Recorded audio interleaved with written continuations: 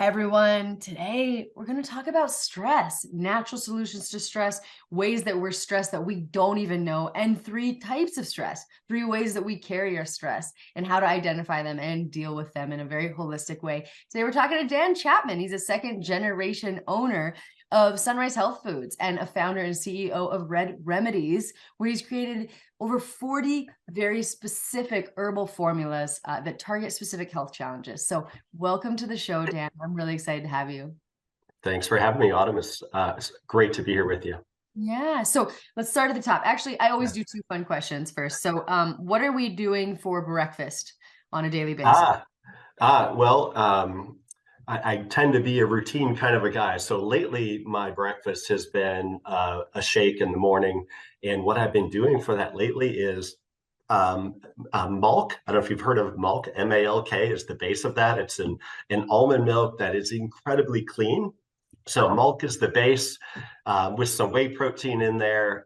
I've added a little bit of fermented vegetable protein in there. I don't like a lot of the vegetable protein, but a little bit of a fermented source and some ice cubes. And that's been my morning. And I might do that at, 9 or 10 o'clock, and that gets me all the way easily through lunch. So that's been my go-to for, I don't know, the last couple of weeks. Okay, that's awesome. And I just want to tell people I had less than desirable results on my last hormonal test. And so this is not going to be the best tasting shake you've ever had, but it has a cup of spinach, a cup of broccoli, a cup of cauliflower, parsley, pomegranates, and our protein powder. So it Love isn't it. delicious, but it's very functional. And that's what I start my day with. Okay. Not Second, everything needs to taste good, right? It does need to be good for us. So that's the thing. And it's like, I don't see food as only entertainment. And I hope yeah, that everyone watching the show feels the same way. So that's such a great point. And now yeah. this one is not what I usually ask, but because you grew up, you told me this with a mom who owned a health food store. I need to Mm. know, what is the craziest thing you've ever done in the name of your health? Oh my gosh. I honestly, I feel like my life has been crazy. Growing up in the aisle of a health food store, like in reality, my parents opened a health food store in 1961. I was born in 71, so they were well into it by that time. And, mom went to work at the health food store. I went with her. And I had a mom who was incredibly passionate about food because food literally saved her life. It changed her life health wise in such a dramatic way. She became very, very passionate. So she fed her family incredibly clean, incredibly pure. I don't know if this answers your question like perfectly, but when I went to school, like nobody was trading lunch with me. I was, eating the bread that was dark and crumbly and didn't stay together and all of these weird things. And you know, treats for us in a lunchbox wasn't like a candy bar or Twinkies like other kids had. Like literally the candy bar that I remember enjoying was called the Candy Bar. Or there was the Carafection, which was this carob bar. Those are the Yeah. things that I ate growing up.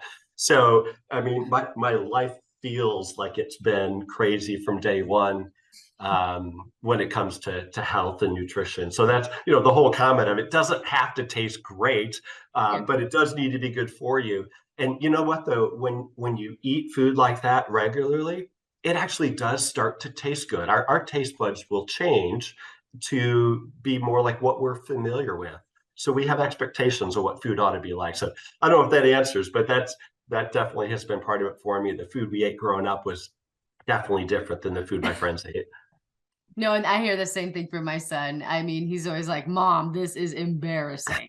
Like, why do you send me with this stuff? So, but we do it. We just like put it in our own little containers so it doesn't, make him stand out or anything. And we're working through it. So he's gonna have that exact same story. So tell us, like, what did you think of growing up with a mom? How did food change her life? And then how did having food change her life, change your life? Like, Yeah, what was it like growing up, and what brought you to being the founder of yeah. Yeah, so for my mom, it was really the 1950s that she was, as a young lady in her mid 20s, so as a young adult, starting to experience anxiety. And for her, it was really overwhelming anxiety. It wasn't just, I'm a little anxious today, but the type that would just kind of stop her in her tracks. And, she would go to the doctor to find out what's going on. And that doctor at that time, and we barely understand anxiety today, but in the 1950s, it was not understood. That doctor was probably a man, again, talking to a young lady in her 20s who really didn't understand what was going on in her own body. Right. And so generally the suggestion was, I think you're stressed. I think you got a lot going on. Take some time off, relax. You're going to be fine. And my mom knew that she wasn't making this up. It was very real. She was convinced that life should not be this way. There had to be an answer. There had to be a solution. I'm thankful my mom was very persistent, went to a lot of different doctors. And one day, years later, it was recommended that she change her diet. And that didn't make any sense to her. Again, the 1950s, we didn't think about changing our diets back then. But she started an elimination diet. So went back to very basic foods. And she went into that really with zero expectation that this can possibly work. But the individual that recommended it was very convincing. Like, this is going to make a difference for you. And so my mom was desperate. And so she kind of dove into this diet, started eating very, very basic foods, journaling how she felt, and every few days, maybe adding something back in. And within 1 week, she started to feel very different. And that was absolutely fascinating to her. My mom was a school teacher, loved to learn, loved to teach. And so as she is learning, she's, helping herself and helping other people around her. And so that was my mom. They opened a health food store, like I said, in 1961, because by this time my mom had a bit of a following on the south side of Chicago. And it was difficult to find food that was not grown with herbicides and pesticides and things like that. There were no health food stores with, certified organic produce sections at that time. So they were sourcing, food from all over the place. And that's the environment I grew up in. So the impact that it had on me was just watching and seeing how my mom interacted with customers. And from a young age, seeing customers come in with a specific health challenge, and we would make a few diet changes. I mean, back then there wasn't a lot of supplements you were going to use. It was food that we were using, and it made profound impacts in people's lives. And I fell in love with that at a really young age. Just love the idea of helping customers solve health challenges.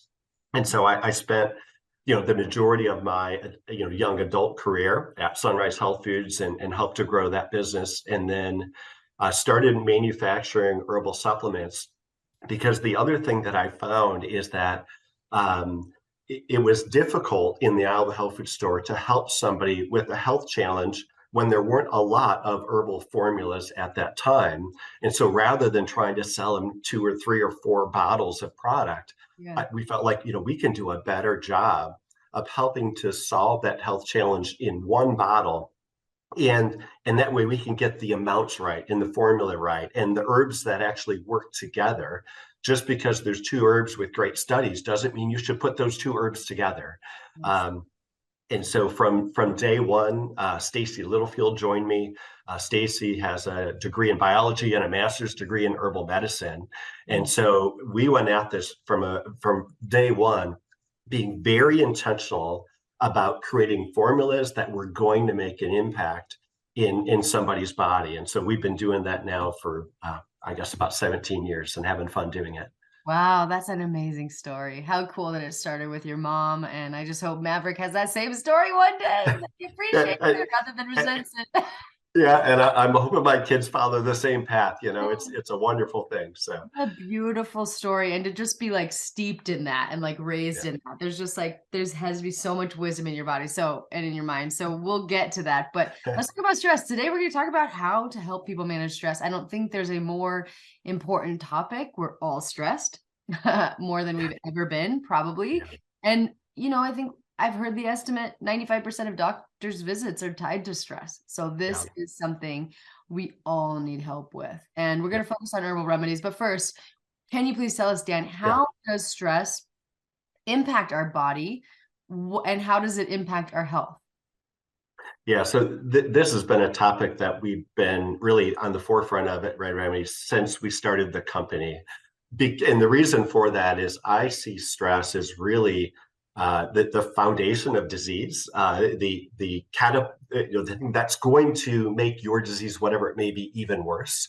And it also gives us some level of framework to help understand what's going on in the body when sometimes we can even have health issues that seem to be disconnected, but yet they are in fact connected. So, definition of stress, there's no technical definition of stress. So this is how I look at it. I look at it as the body's reaction to a change that requires a physical, mental, or emotional adjustment or response. And so I'll say that again, it's a lot of words. The body's reaction to a change, or you might say the body's reaction to a stressor that causes your body to adjust somehow, physically, mentally, or emotionally. So that's essentially what a stressor is. And stress impacts literally everything. There's nothing in our body that escapes stress.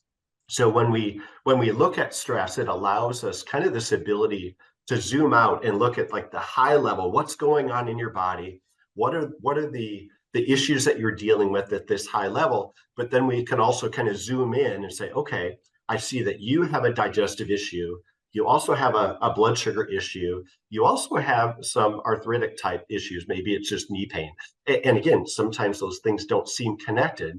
But by looking at that through the lens of stress at a foundational level, we might in fact find that all of those things are in fact connected, and that dealing with that stressor first allows us to do a better job addressing all kinds of different health issues. One of the things that we see also as a general rule looking at stress is, generally speaking, the higher your level of stress is, will be the lower your level of energy will be. So higher stress equals lower energy.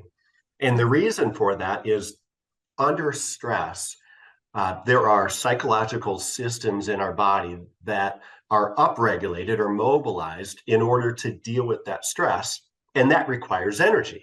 So when something is mobilized in the body, your body has to use energy in order to mobilize that activity.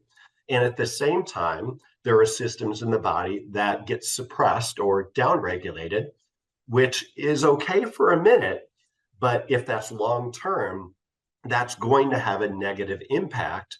And the reason that the body upregulates and downregulates is because your body under stress can't simply make more energy. Sometimes people feel like, hey, I need more energy. My body's just going to produce a little bit more. But the fact is, we only have a limited or a finite amount of energy, and our body is going to prioritize how that energy is utilized in the body. And so your body is going to decide where and how to spend that energy.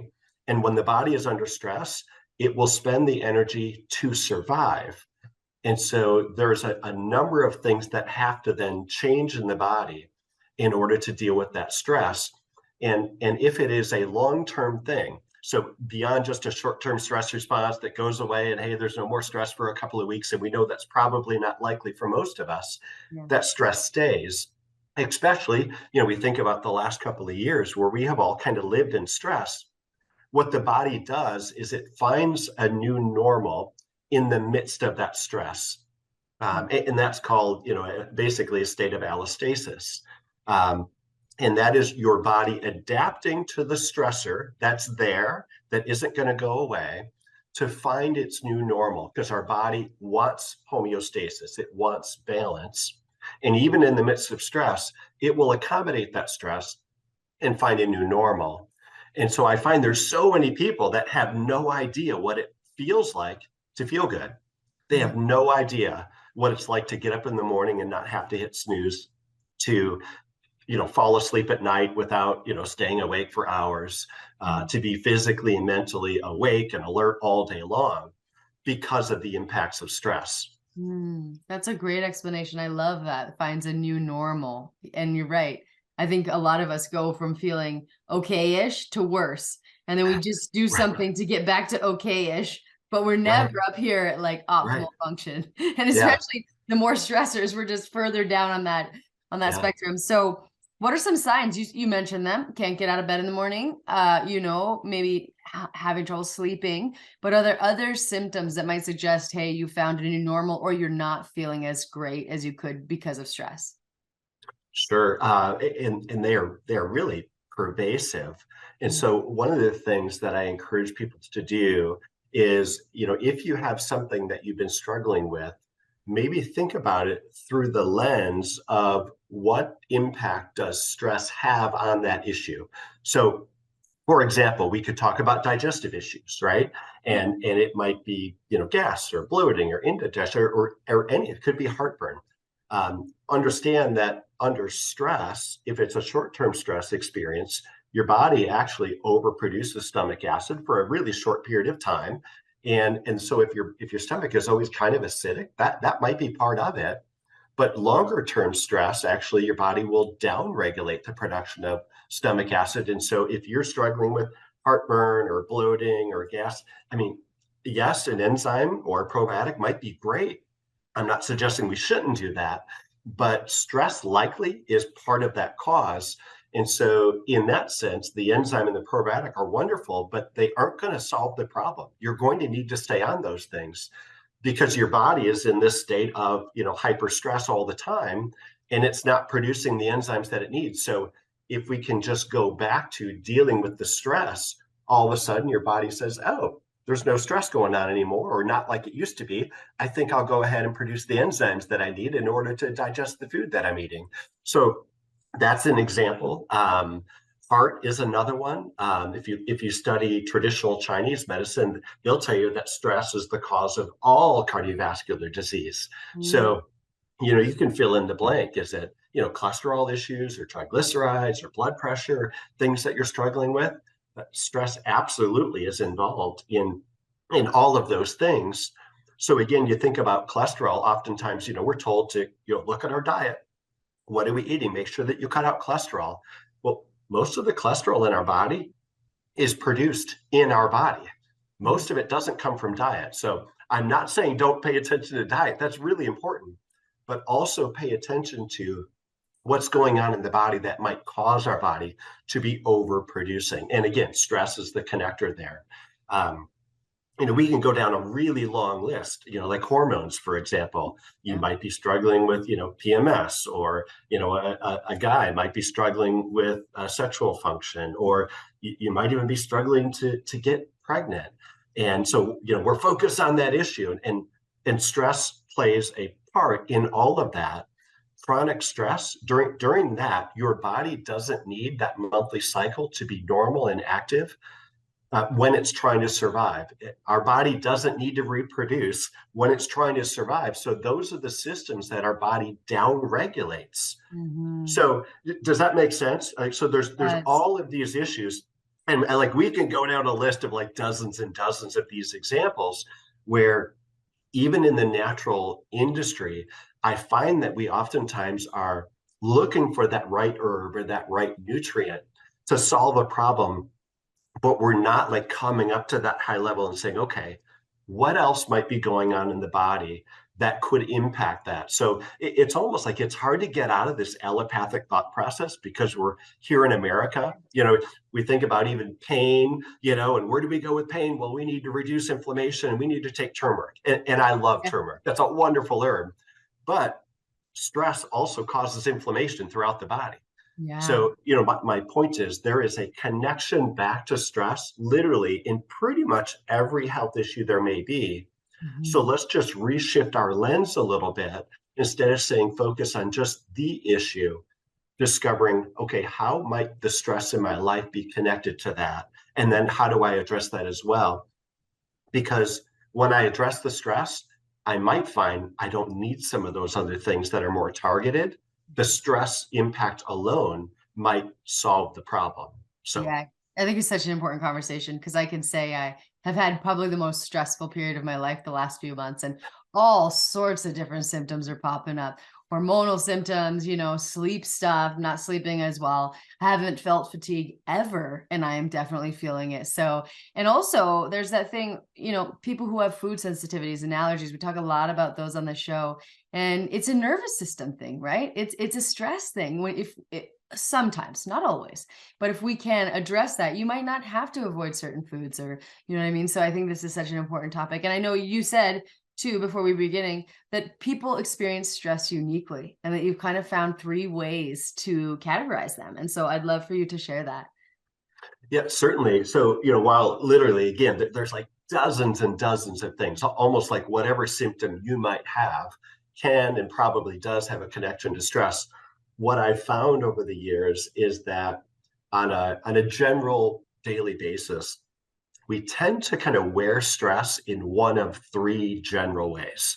So I'm going to kind of come back up to that 1,000-foot level, and say that stress either affects us in a way where we're tired and we have fatigue. So and I might be generally healthy, and it's kind of what you just described. The last 6 months, I'm tired. I've had so much going on, but I'm generally healthy. So, but fatigue is my symptom. The second way that we would wear stress is like emotions.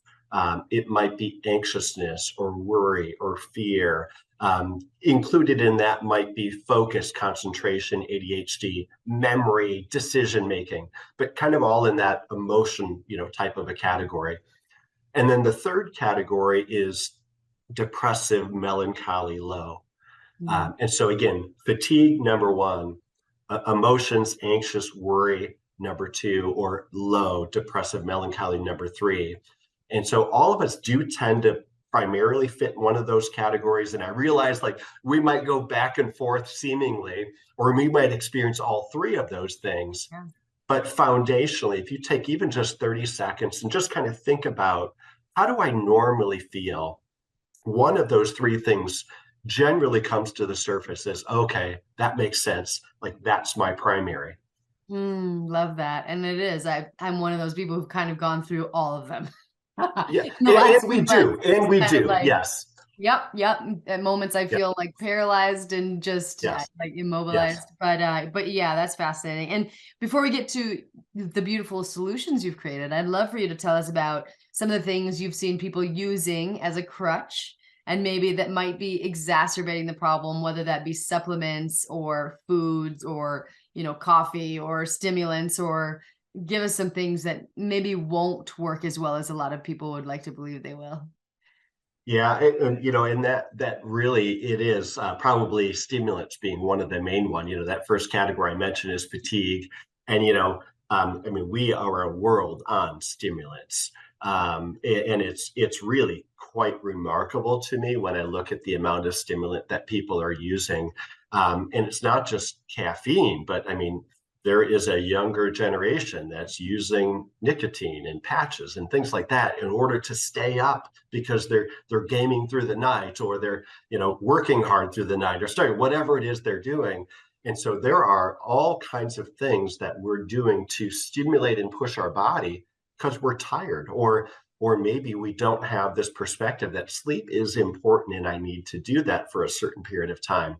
um, and so that's one of the main things that I see that will absolutely kind of be part of the beginning of that downward spiral. It can be difficult to kind of work your way out of that hole. um, but also sugar is probably another one, food wise. There is, as you know, so much sugar in the foods that we're eating.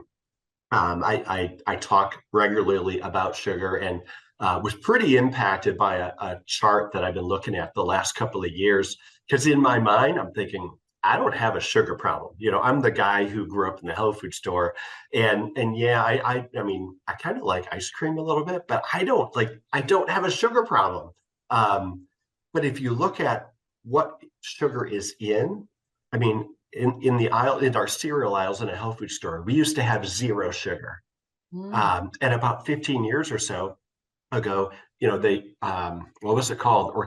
Organic cane juice, Florida crystals came in, and it disrupted everything in my world. I'm like, we can't have sugar in our cereal.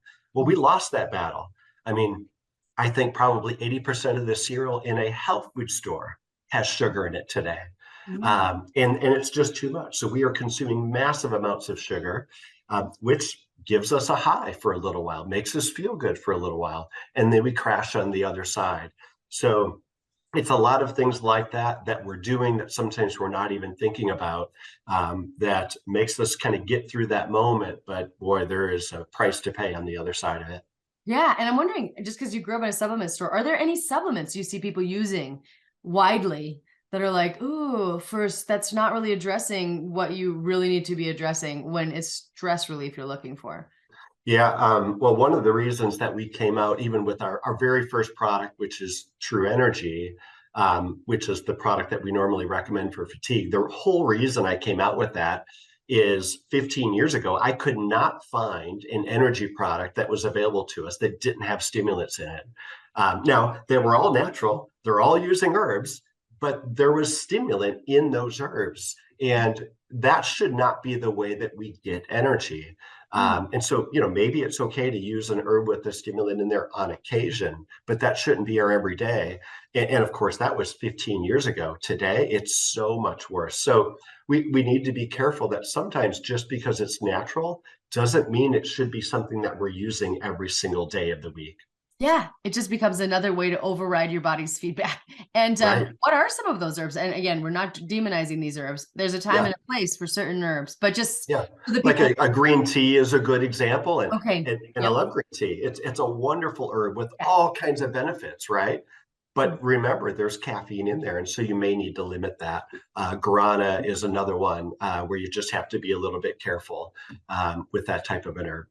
Okay, I love that. So tell us about the solutions that you've kind of created and what the whole, yeah, like you're saying, why are they different? And what are the herbs that they do contain or other ingredients that are active? And again, why are they naturally supportive? Yeah, great.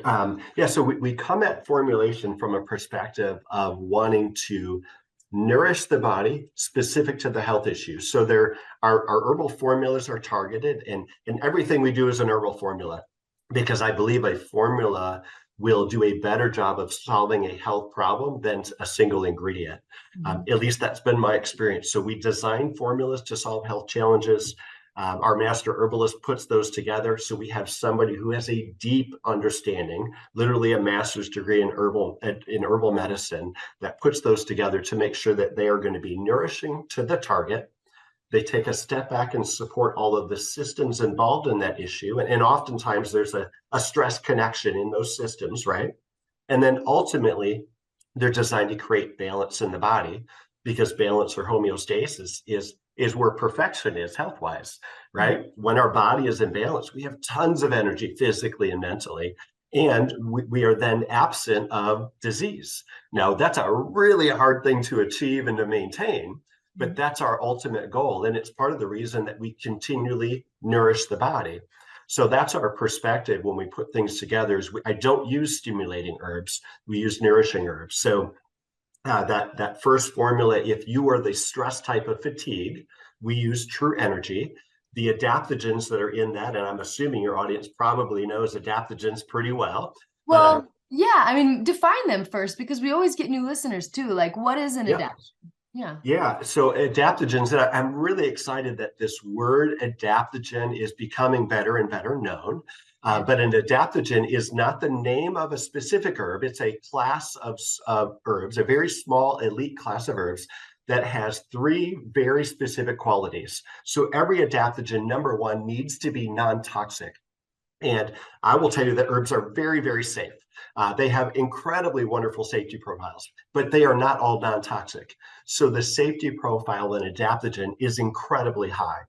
Number two, an adaptogen will have a non specific response.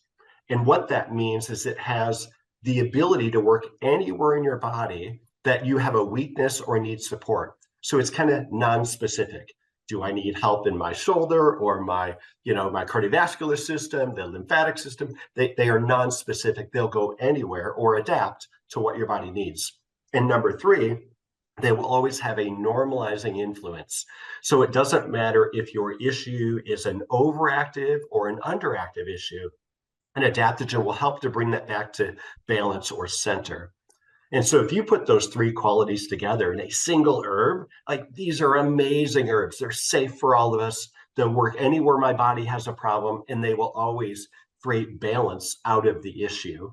And so I absolutely love adaptogens. I actually believe that they are the most powerful herbs for us to use. And we should all be using some adaptogens on a daily basis, because that's how cultures around the world use adaptogens. These are the types of herbs that we go on and we stay on for long periods of time. And so in True Energy, we're using Panax ginseng and rhodiola, two very well-known adaptogens.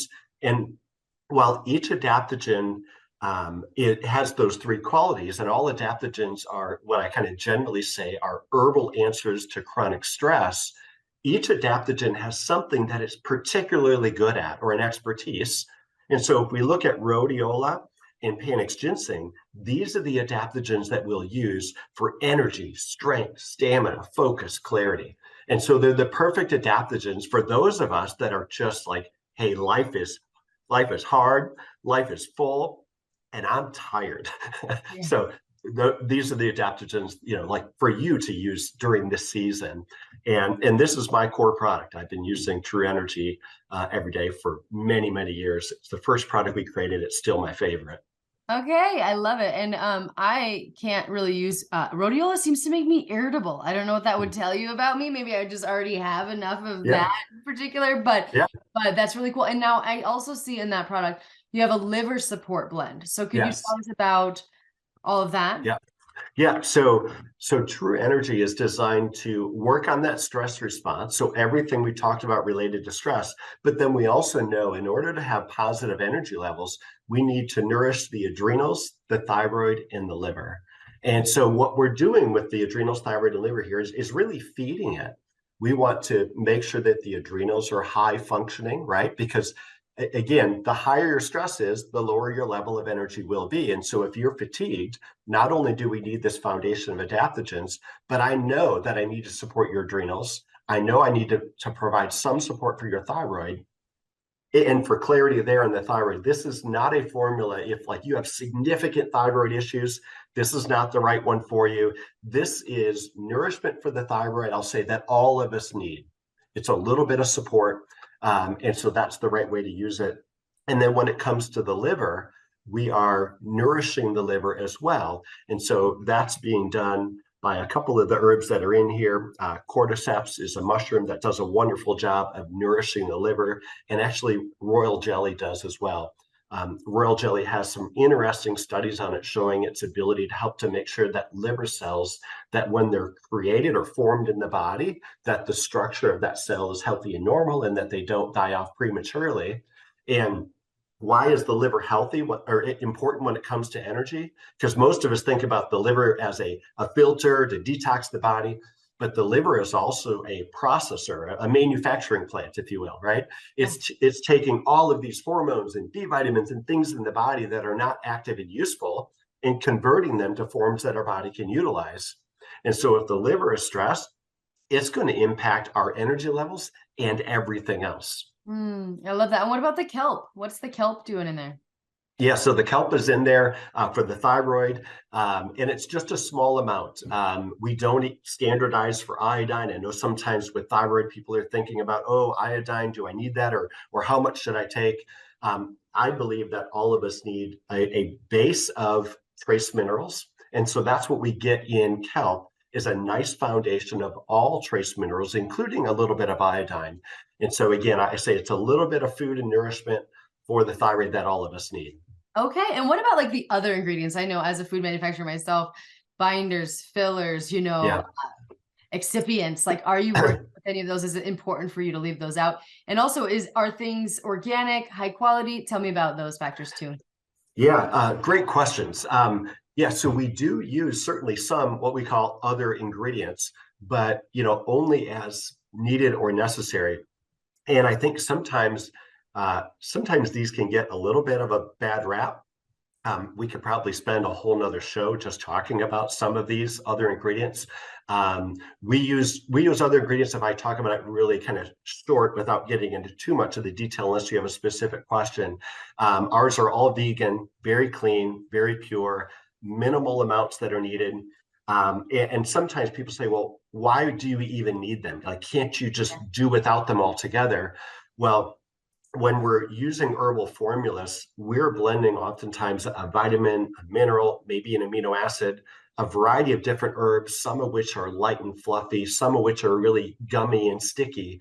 And so we will need something to help kind of blend and make that uniform. So, if we were, I'll say, only using a very simple herbal formula, we may not need to do that. We've got some products that don't use any other ingredients because we don't need to. So my point is we do use them, but only where and as needed. And the ones that we use are always clean, always vegan source. And happy to answer any further questions on that. Yeah, just like the hypromelos and the micro Microcrystalline just so I know cellulose. people will be interested. Yep. Yeah, what are they made out Oh, of, and are they? yeah. So those are all vegetarian source. And here's one of the things that I kind of believe is we name or call that ingredient on our labels exactly what it is on our certificate of analysis. And so we do know, like in our industry, sometimes other brands will make that name sound a little more friendly, like vegetable fiber, because that's kind of what microcrystalline cellulose is. It's just a Yeah. fiber. I don't like that as a consumer. I want to know exactly what's in that product.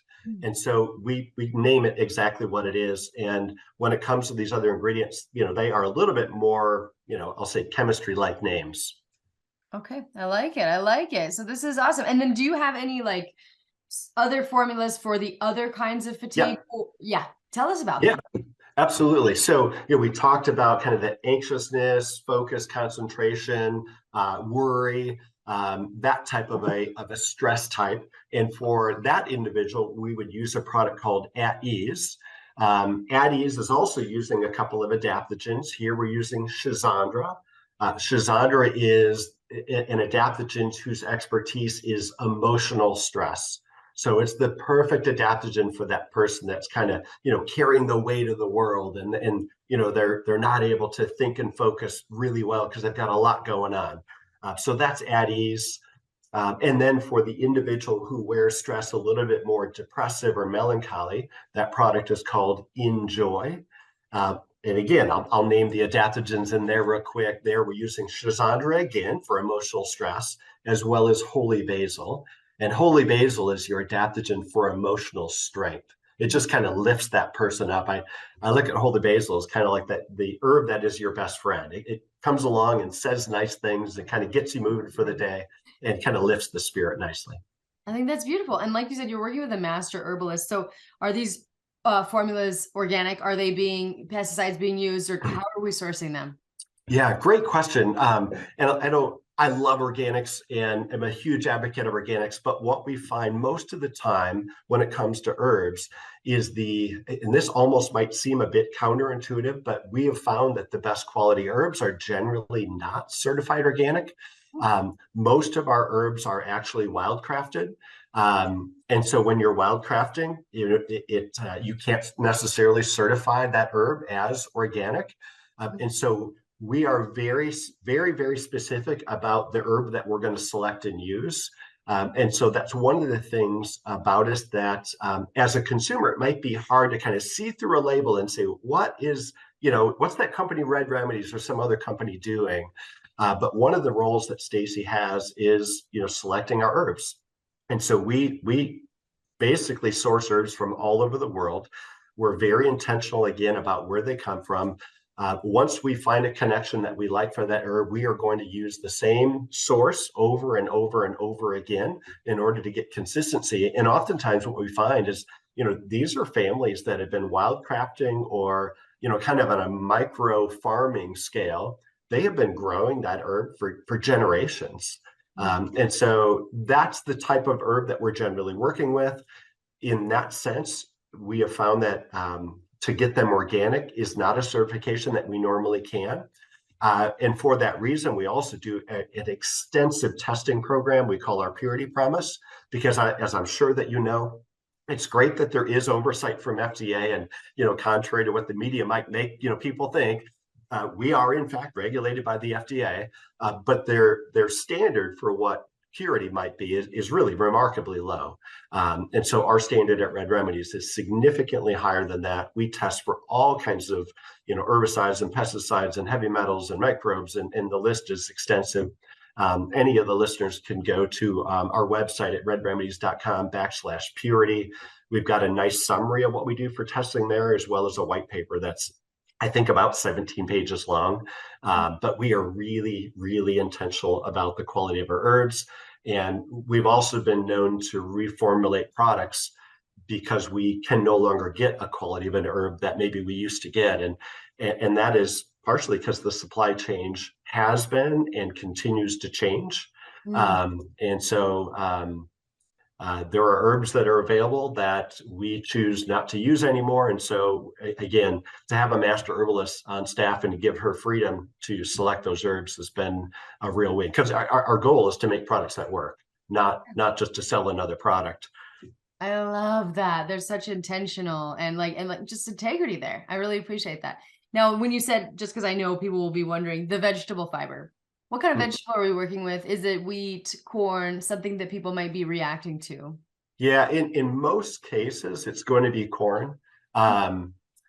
In most cases. So that's probably one to look at there. By the time you kind of quote unquote, purify that down into a microcrystalline cellulose, there is going to be very little, if any, of the,